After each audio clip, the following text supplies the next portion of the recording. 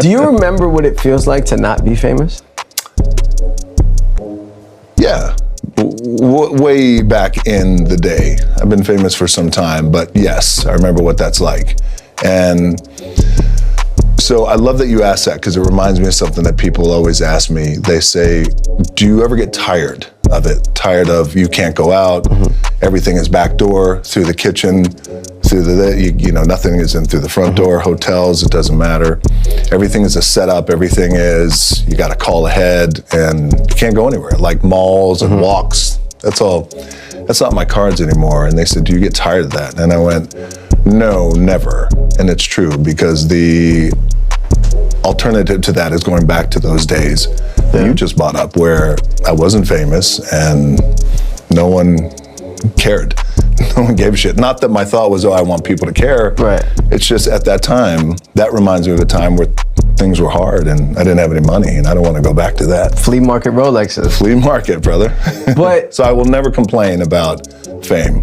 And also, I feel the best part of fame is just being able to create it, brother. But so I will never complain about fame. And also, I feel the best part of fame is just being able to create experiences with people when I meet people, you know? It's been quite some time since you've been able to, in your words, walk through the front door of places.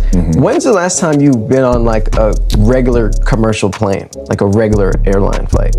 I think a couple of years ago, yeah. Like a couple or like? No, well, if I go, it's usually a couple of years, and usually it's if there's a problem, like the problem, like we couldn't get Like the jet. the jet. Yeah, man, these are just champagne problems, but yeah, and it's crazy. It's crazy. So it started getting crazy for me when I became famous as The Rock in wrestling, early 2000s. So that was a level of fame that I didn't expect, but it happened. And at that time, if you remember, WWE was on fire. Yeah. But then once I transitioned into Hollywood and you become well-known globally in another way, that's a whole other level.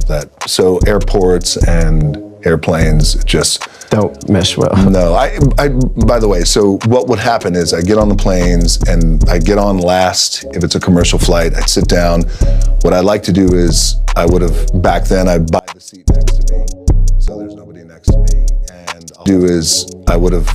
And I'd buy the seat next to me, so there's nobody next to me, and I'll fall asleep. When I wake up, there's notes here. And I don't want to go into the notes because then people are watching to see, oh, he's reading our notes. Right. Then I go to the bathroom. I go to the bathroom, and it happens all the time.